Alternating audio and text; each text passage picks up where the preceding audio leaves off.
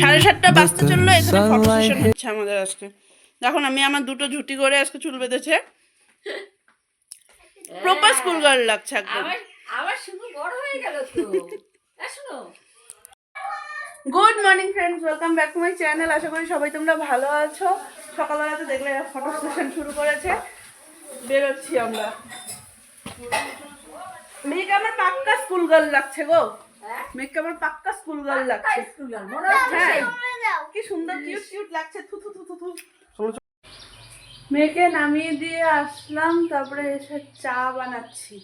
একবার চা বানিয়ে ঠাকুমাকে দিয়ে এলাম, চা মুড়ি দিয়ে ইসে করে খাইয়ে ওষুধ, প্রেশার ওষুধটা দিয়ে এসছি। এরপরে সকালের খাবার খেয়ে তারপরে ওষুধ খাবে।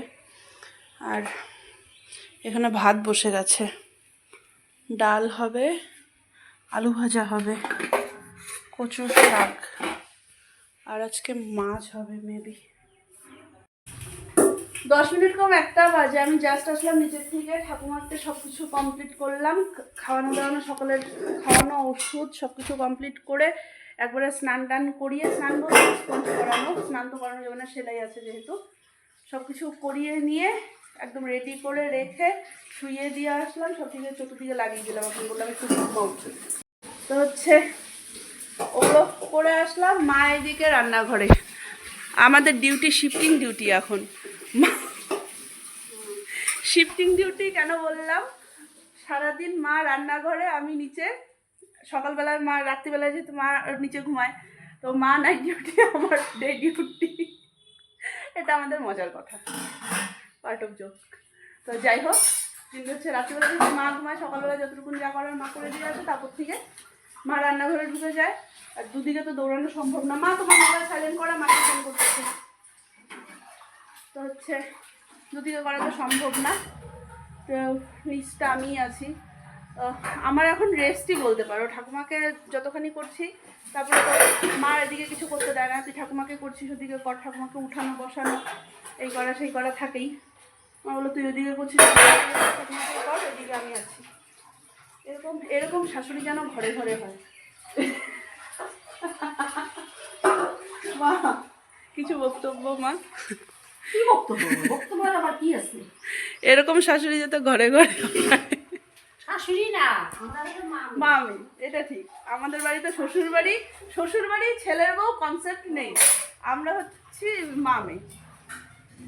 চলো আমি যাচ্ছি এখন মেয়েকে আনতে, মেয়েকে আনার জন্য দৌড়াচ্ছি।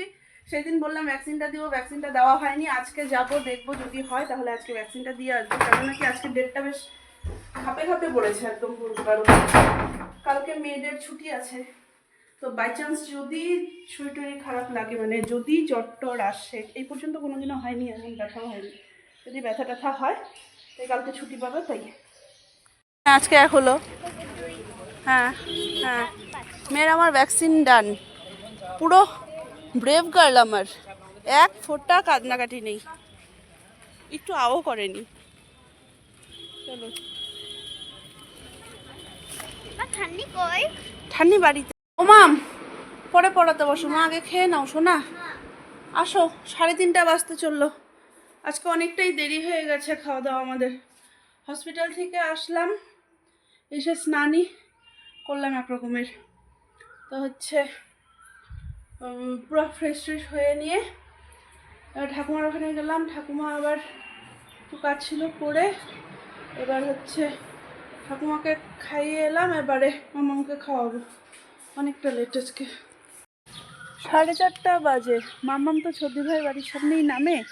তো হচ্ছে যেহেতু হসপিটালে যাব, তা আমি ব্যাগটা, ওই ভারী ব্যাগটা নিয়ে যাইনি, ওটা ছদ্দি ভাইয়ের ওখানে রেখে গেছিলাম। যাচ্ছি ওটা আনতে, মেয়ের আবার পড়া আছে, তো যাবো আর আসবো।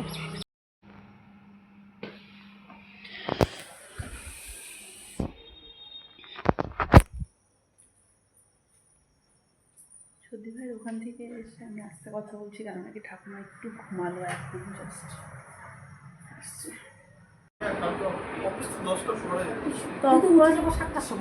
তখন ওই যে ফোনটা রাখলাম, ভিডিওটা বন্ধ করলাম, জগাজেঠু এসেছিলো ঠাকুমাকে দেখতে। আর তারপর থেকে অনেকটা সময় চলে গেল, কটা বাজে এখন? 12টা। মা এই যে যাচ্ছে, আজকেও বাবা এসছে, বাবা আসলো কটার দিকে? 9টা হবে, তখন 8:30 9টা হবে আসলো। বাবা আসে কেন নাকি তাহলে মা আর বাবা নিচে শুলে আমাদের একটু ইসে হয়। মা তো আজকে বলছে ইসে করে শুবে। তো যাই হোক, মা এখন যাবে।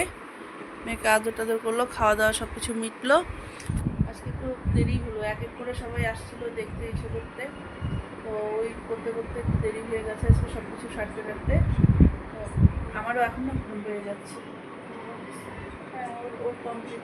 মামামের আজকে ভ্যাকসিনটা দিলাম, হালকা একটু জ্বর জ্বর এসছে, ওকে ওষুধ দিলাম, ওকে শোয়ালাম। ওকেও করতে গিয়ে একটু ইসে হয়েছে। তো ঠাকুমাকে খেতে যাওয়াতে মানে খাওয়াতে যেতেও আমার দেরি হয়েছে। ও সব কিছু মিলিয়ে একটু দেরি হয়ে গেছে, 12টা বাজে। মা এখন যাচ্ছে, এবারে শুভ। মা যাও, মাথায় একটু তেল দিয়ে যাও তুমি, আবার তো রাতে ঘুম হবে রানী, আবার তো রাতে ঘুম হবে রানী। এখন আর মোবাইলটা দেখো না, ঠাকুমা যদি একটু ঘুমায় তাহলে একটু ঘুমায় নি ওর ফাঁকে। কি হয় গীতাকে ডাক দাও তো একটুখানি। আয় গীতা, গীতা তোকে ডাকে। একটুখানি বসছে দিকে আয়। ঠাকুমার কি হয় মানে সারা রাত্রি তো ওইভাবে ঘুম হয় না ওনার। ঘুম হয় না বলতে কি, এক তো সেলাইয়ের একটা ইসে থাকে, ব্যথা থাকে, সব কিছু মিলিয়ে মিশিয়েই তারপরে একভাবে শোয়া বসা, রাত্রিবেলাটাতে ঘুম খুব একটা হয় না। তো পেশেন্টের ঘুম না হলে পেশেন্টের সাথে যে থাকে তারও ঘুম হয় না, এটা স্বাভাবিক ব্যাপার। তো যাই হোক, আমরা তাই বললাম যে মাথায় একটু তেল দিয়ে যাও। তো চলো, আমি আজকে শুভ। এখন আমার প্রচণ্ড টায়ার্ড লাগছে আজকে, আমার একটু কেমন যেন একটা লাগছে, ঘুমও পাচ্ছে। বাকি তাহলে চলো আজকে আমি এই পর্যন্ত রাখছি ব্লগটাকে।